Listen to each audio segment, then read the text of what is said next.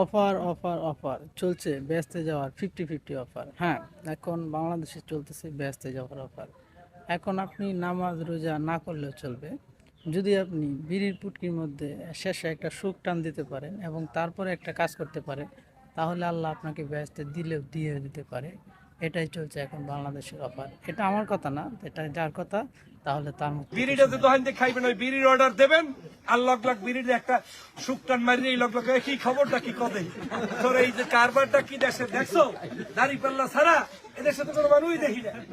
এই কামটা করলে আপনি শোনেন, আমি তো গল্পের ছলে বলার কারণে আপনার আনন্দ লাগতেছে, কিন্তু এমনও হইতে পারে আমার ভাই হয়তো কোনোদিন ইবাদত করার সুযোগ পায় নাই, ওই শুকটান দেওয়া বিড়ির মধ্যেও যদি সে ওই দাড়ি পাল্লার দাওয়াত দিয়ে আল্লাহর দ্বারে কবুল হয়ে যায়, এমনও হইতে পারে পিছনের সব আল্লাহ মাফ করে দিয়ে তার তো ভালো করবে।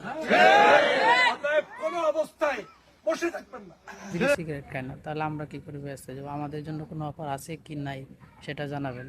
সংবিধিবদ্ধ সতর্কীকরণ, এটা শুধু বাংলাদেশের জন্য প্রযোজ্য, অন্য কোনো জায়গার জন্য প্রযোজ্য না।